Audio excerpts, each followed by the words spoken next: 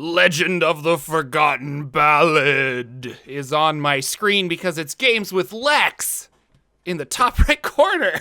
Game read through with friend Lex Mandrake in the top right corner.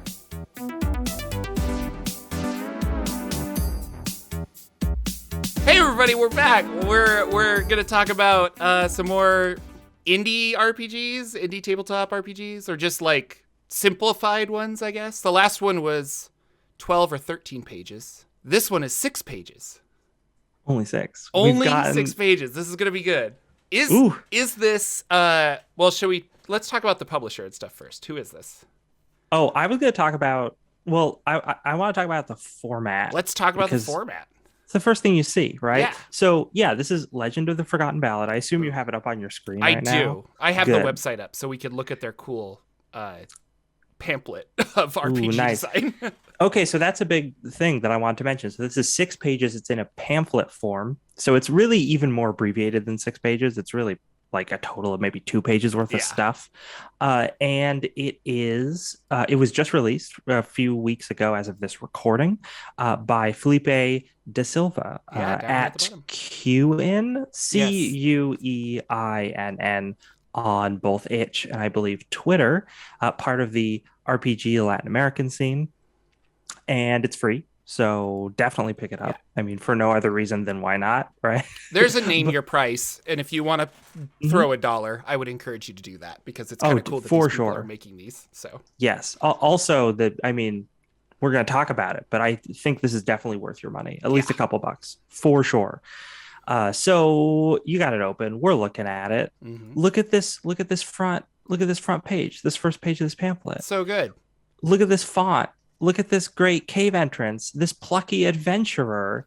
Does this seem familiar to you? Does this conjure up the image of something? Why are they going in alone? And it's so dark in there. Like you've got some kind of, I don't know, green devil maw that could like a tomb of I don't know, horrors that could be awaited in there. Okay, I don't think it's supposed to be referencing that. No, it's not. Cool. I was going to say when I saw this, before I just saw the cover, like I think on Twitter, before I read anything about it. And before I even read the title, I looked at the title and I'm like, wow, that looks like Legend of Zelda. It does.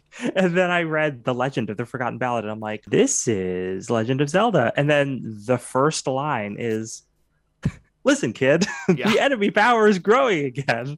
And it talks about how you got to fight back and then how it's dangerous to go alone and you have to take this. And I'm like, you've done it. Legend of Zelda RPG. Let's go. Oh, also the genre for this, I want to point out real quick, is sword and songs. Which I read that wrong. A minimalist sword and songs RPG. Okay. Yeah. Because I guess I'm so used to seeing sword and sorcery that I read that wrong when I was going through it. I don't know if Felipe came up with that himself or if that had already been a thing. I haven't seen it before, but it wouldn't surprise me if that was already a thing. But that is such a perfect phrase to sum up like the Zelda genre RPG, right? Yeah.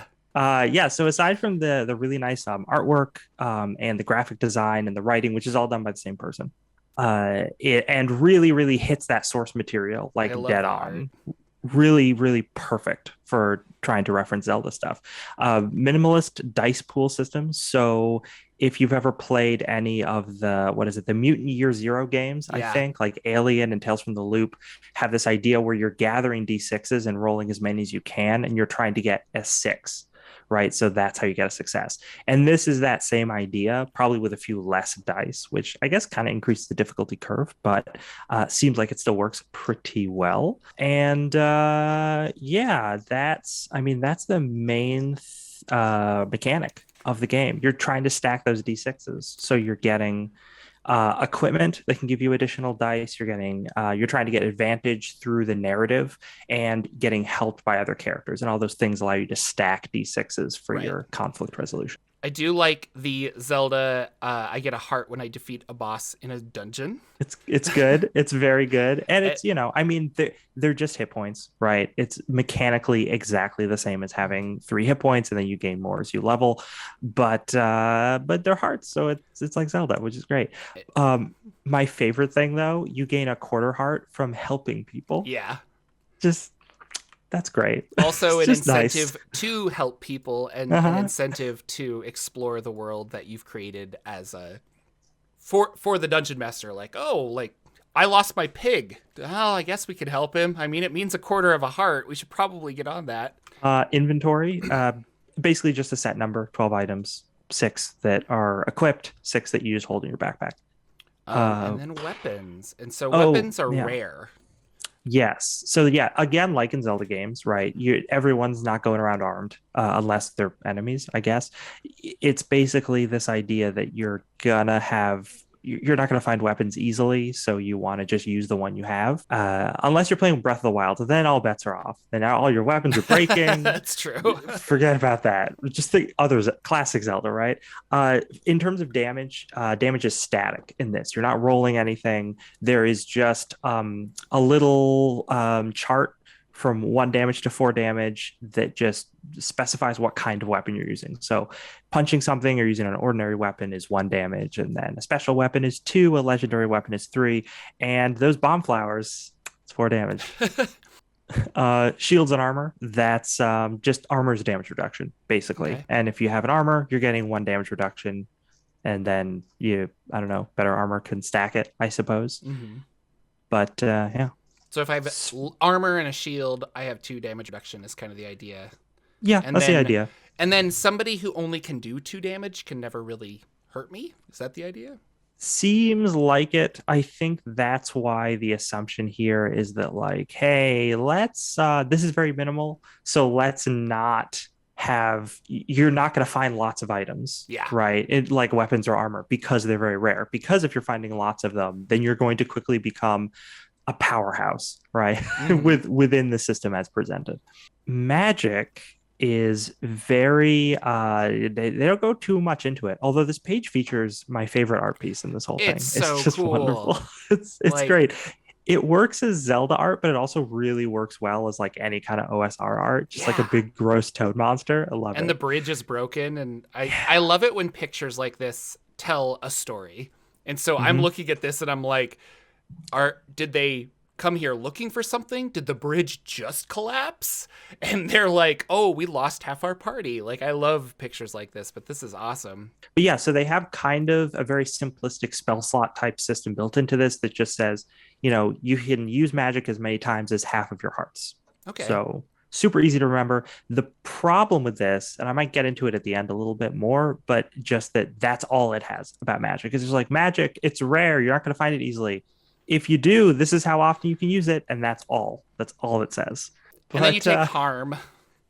yeah. So it's just talking about how, like, you're losing hearts because they're like hit points. Yeah. And when you take damage. And you reduce the damage by your defense, which we talked about. Mm-hmm. And if you go to 0, you're dead unless the hero had a fairy in their pocket. Of course. The player should make another hero and introduce them as soon as possible. That's actually an interesting thing in which this is like an OSR game, but not like a Zelda game. Mm-hmm. Because in Zelda, you don't really ever die. You just like have to go back to a previous save point in like your worst case scenario. But in this, it's like, oh no, you die. Make another character. And I'm like, oh, that doesn't seem very consistent with Zelda, but fine. Okay. I don't have a problem with it. It's consistent with RPGs though, I guess. Yeah, yeah. And then like something for the dungeon master, which this really was I don't know, it's on one page. It's 8 steps. But made me so happy. I love this idea of building dungeons. Like, how do I and I'm not going to say that this is something that applies to every fantasy tabletop RPG, but it really facilitates this game well, where it's like, okay, we need a magic relic. Like, what's in this dungeon that our players are after? And then choose a theme for the dungeon. We don't have examples necessarily, but I say aquatic, and you're like, okay, it's the water temple from Zelda. No. It's fine. Why'd you pick the water temple? Create a giant monster to be the boss. It should have a vulnerability related to the relic. So I don't know, I'm trying to like I like that a lot. So I find the relic to then take out the boss, but fighting, and maybe the boss is not impossible without the relic, but definitely if you find that first, it's going to help out. Talking about keys, which is Mm-hmm. really important to Zelda dungeons, right? So they're saying like there needs to be three different keys, but they don't need to be literal keys. There's like locked doors that have to be unlocked with a certain specific thing that the adventurers can figure out Right. or find as they're going through the dungeon. So when I push And this boulder over, it knocks into the wall and that unlocks something. Or yeah, well, when you find the fire flower and you you put it next to the boulders, you can blow it up. light Or all the candles at the same time and the door will yeah, open. get the Uh, grappling hook so you can swing across the pit. Yeah. and a magic song. So if you were going to run this as a Zelda game, would magic song be your grappling hook? Would it be your like bomb abilities? It could be. I mean, I think that's certainly what fun. we It's see. ambiguous enough, but Yeah, totally. I mean, what we see in like, I'm replaying Wind Waker right now, mm, and it's nice because it has that idea where it's like there are those items that are specific to the dungeon, but then you have the Wind Waker, what is it, like a baton or a wand mm, conductor thing, and those are magic abilities that you learn and then can use in all the different dungeons. So you kind of figure out which one applies well to the dungeon you're currently in. So that's always a fun thing to play around with. And yeah, it really stresses theme, talk about region and the boss. And then at the very bottom, they give this really nice little layout matrix that I love, mm, um, where it's a 6x6 matrix, and then you roll 2d6 and then mark the corresponding spell. So, like one of the die or cell rather, one of the dice is for the column and the other dice for the row. And yeah, and you just do that a bunch of times and then connect them with hallways, and there's your dungeon layout. That's the whole little pamphlet. So, so do you have any overall thoughts on the Legend of the Forgotten Ballad? Like, what's your main takeaway from this? yeah. I really like it. I think it's really cool. And especially if you have Zelda fans that just want to like dungeon crawl, it would be a lot of fun. For Your sure. thoughts, Lex? Yeah, no, like you were saying, the minimalist system seems like it's got just what you need and only that, and it just looks like it works really efficiently at doing the thing that you need it to do. And the layout, the way it emulates Zelda is just all super spot on. What I want to see is kind of like what you were talking about earlier, is just an expansion of this for the game master, right? So Yeah. give us more of the cool Zelda stuff that this game is hinting at. Like, give us a document that has the grappling hook and the boomerang and the freaking hover boots and all those other fun Zelda items, and like little mini mechanics for how they might affect the game. Because then when you give them little mini mechanics, you can also introduce stuff like specific mechanics for bosses and how those items can be used to defeat them, which is super big for Zelda stuff. And let's see, some other things for dungeon elements like traps and hazards and how you can use different things to interact with those. And a music mini game. I really want somebody to write a music mini game for Yeah. this. I think that would be rad as heck. And then So you summon a horse that comes running out and you can climb yeah, on. I love that. or you travel to a different spot of the world, or you Yeah, go that back in time, or you make the wind blow in a different direction. Who knows? There's so many different things that you could. Yeah, like Zelda is such a great well to go to. yeah.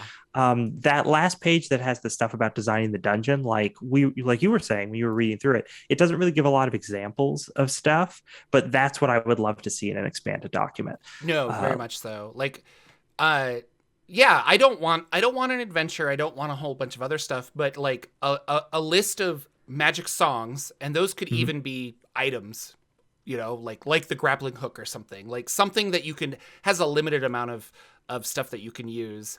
An example boss, an example dungeon would be really cool.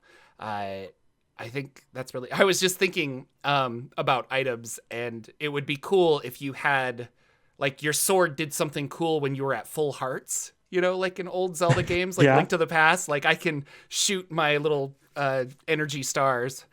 out. Dude, but only when you're at full heart. Somebody's got to make a spin attack for this game. The spin attack's the most important thing. You need a spin attack. We also need a random table for whenever you destroy a vase or cut up flowers, what the likelihood is that rupees are going to fall out. And chickens are like the ultimate dungeon hazard, or the ultimate hazard. Yeah, because they'll kill you straight up. It's important. It's important to have chickens in there. So yeah, like please, Felipe de Silva, expand this, do more stuff with it. Yeah, we love it. Please. And viewers, please pick up this game, check it out, especially if you're a Zelda fan, if you're a minimalist RPG fan, if you're new to RPGs. This is totally worth grabbing and throw a couple bucks the creator's way. Yep. Links down below, obviously, to Lex, to the creator of The Legend of the Forgotten Ballad, and to the itch.io, where you can pick this up for free. But I would very much encourage you to leave them a couple bucks, because it's super good. Well worth it. So thank you again. We enjoy doing this, so I think we're going to keep doing some more of these. So if you like this content and you like what you see, please like and subscribe. And if you are playing or have played The Legend of the Forgotten Ballad, let us know. What kind of a game are you running? We will see you all in the next episode. Excuse me, princess.